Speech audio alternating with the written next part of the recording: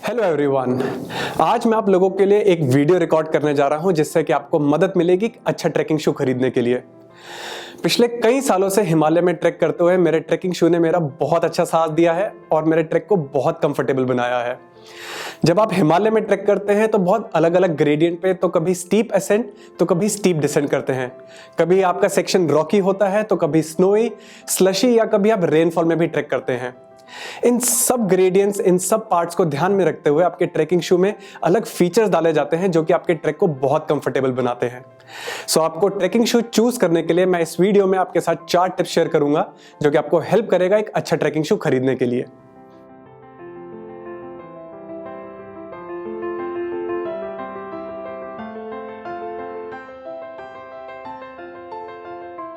Tip number 1, sole of your trekking shoe.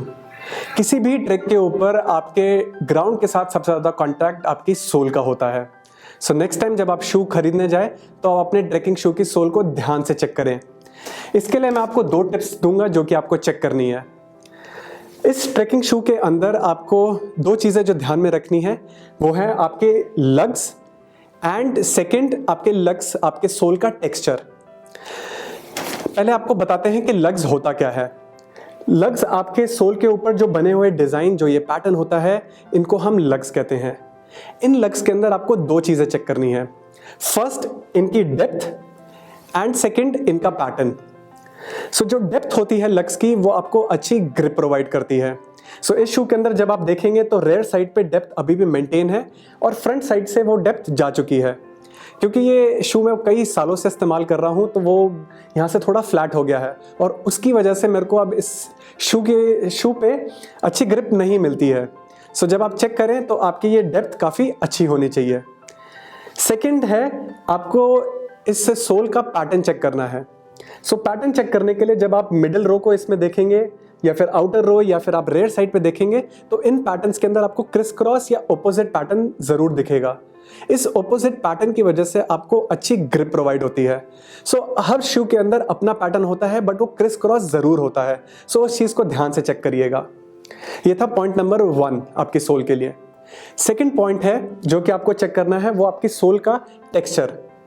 Texture बहुत ही जरूरी होता है और आपको ध्यान रखना है कि टेक्सचर एक हार्ड एंड सॉफ्ट का अच्छा कॉम्बिनेशन होना चाहिए। हार्ड सोल आपकी सोल की एज को बढ़ाता है और सॉफ्ट सोल आपको अच्छी ग्रिप प्रोवाइड करता है। सुनने में थोड़ा कंफ्यूजिंग लगेगा कि हार्ड एंड सॉफ्ट को हम चेक कैसे करेंगे। इसके लिए एक साउंड टेस्ट है जो कि मैं हमेशा ट्राई करता हूं।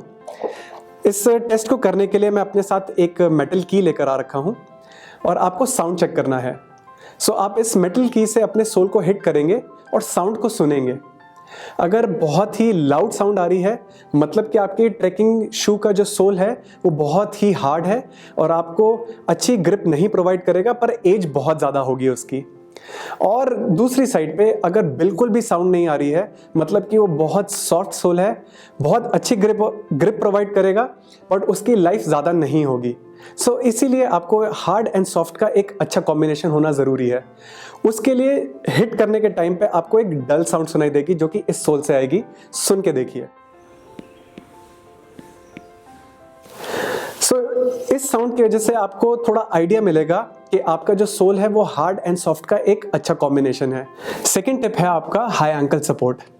जब आप हिमालय में ट्रैक करने जाते हैं तो आपका ट्रैक 1 दिन से लेके कई दिन तक का होता है। ऐसे टाइम पे आपकी एंकल की मूवमेंट बहुत ज़्यादा होती है।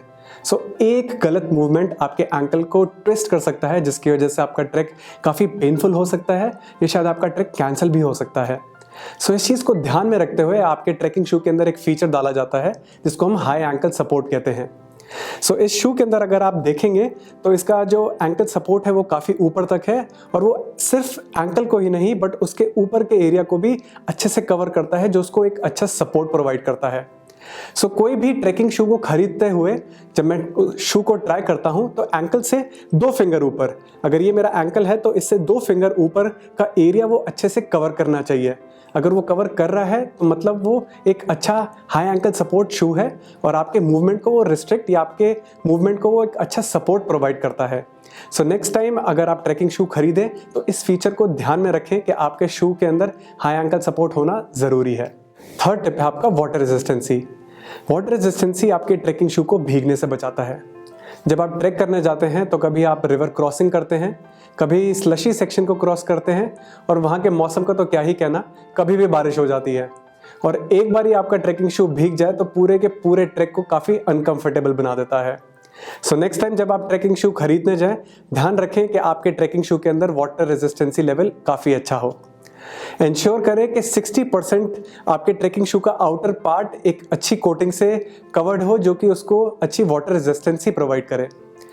अगर मैं आपको अपने ट्रैकिंग शू के अंदर दिखाऊं, सो 90% ऑफ द आउटर 90% पार्ट जो है वो एक अच्छी लेदर की कोटिंग से कवर्ड है। लेदर कोटिंग जो कि शू को अच्छी वाटर रेजिस्टेंसी प्रोवाइड करता है, वो एक ट्रैकिंग शू के लिए ज़रूरी है। आजकल नए मटेरियल भी आ गए हैं, जैसे कि सिंथेटिक मटेरियल, जो कि गोटेक्स और नोवा ड्राई प्रोवाइड करता है। जाहिर है ये दोनों ही ब्रांड थोड़े ज़्यादा एक्सपेंसिव हो जाते हैं शू के लिए, बट अगर आपके पास सिंथेटिक मटेरियल में गोटेक्स एंड नोवा ड्राई है, या फिर आपके शू के अंदर एक्स्ट्रा लेदर की कोटिंग है, वो आपके ट्रैकिंग शू को अच्छी वाटर रेजिस्टेंसी प्रोवाइड करता है। सो इंश्योर करें कि जो आउटर पार्ट है शू का, वो कम से कम 60% कवर्ड हो। तो जब आप ट्रैक करेंगे, अगर आप किसी स्लशी सेक्शन या रिवर में 4 से 5 सेकंड या उससे थोड़ा और ज़्यादा भी अगर आप खड़े होते हैं या क्रॉस करने में लगाते हैं, तो आपके ट्रैकिंग शू के अंदर पानी नहीं जाएगा और आपका शू अंदर से नहीं भीगेगा। लास्ट एंड फोर्थ टिप, आपके ट्रैकिंग शू का साइज़। ये बहुत ही माइन्यूट डिटेल है, बट बहुत ही ज़रूरी है एक परफेक्ट शू साइज़ खरीदने के लिए। आपको 2 बातें जान के बहुत हैरानी होगी। आपकी डे टू डे एक्टिविटी में आपके फीट का साइज वेरी करता है, एंड सेकंड, जब आप एक्सट्रीम कोल्ड कंडीशंस में ट्रैक करने जाते हैं तो आपका पैर थोड़ा सा स्वेल कर जाता है। इन दोनों ही बातों को ध्यान में रखते हुए एक परफेक्ट शू साइज खरीदना बहुत ज़रूरी होता है। 2 पॉइंट्स मैं आपके साथ शेयर करूंगा, उसको ध्यान में रखिए और एक परफेक्ट शू साइज खरीदिए। फर्स्ट, जब भी आप ट्रैक शू खरीदने जाएं, कोशिश करें कि आप आफ्टरनून या इवनिंग में जाएं, जब आपका फीट अपनी मैक्सिमम लेंथ पे होता है। एंड सेकंड पॉइंट, एक थंब रूल अप्लाई करना ना भूलें।